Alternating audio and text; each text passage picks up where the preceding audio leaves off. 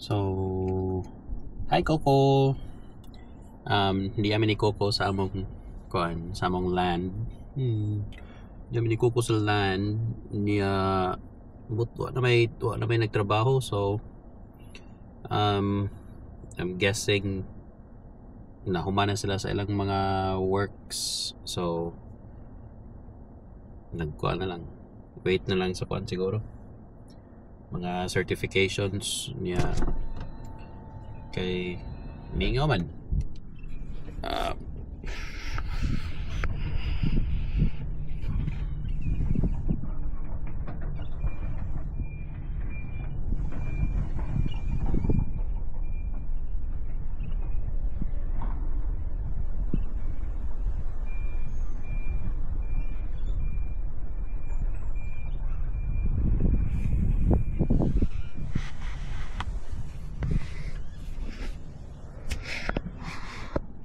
So, Mingaw naman, wanay kisaw. So, I'm guessing man na sila sa mga trabahoon. Kay ang last communication ako sa developer kay na-slide driveway nga himuon nun, which is tuwari to dapit unya final audit daw.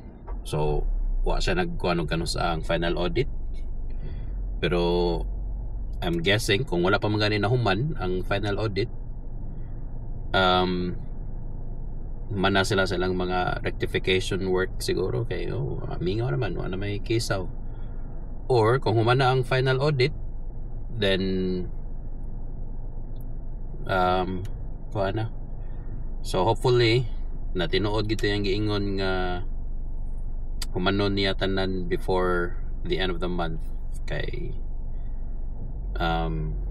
para kuha na ma-issue na ang titles.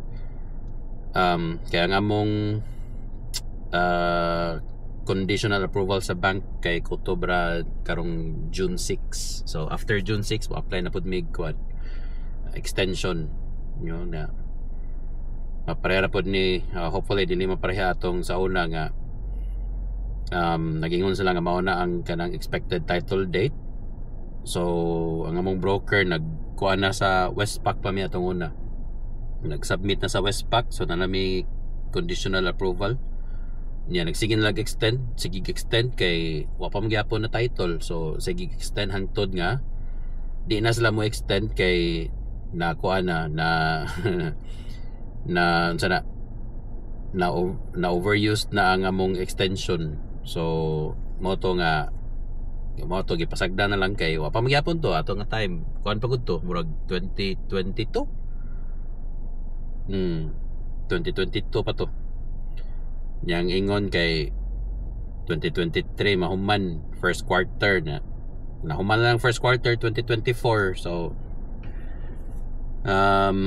hopefully mao na gid ni nga yung giingon nga mahuman niya mga works by May. So before the end of the month kay last month ang iyang sulti karon nga buwan ang titles gud, as in karon nga buwan ang titles niya.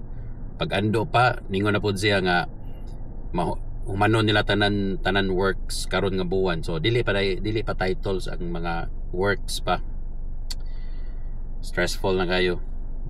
Hopefully mao na gid ni siya. Say hi Coco. Mo na update karon. Thank you.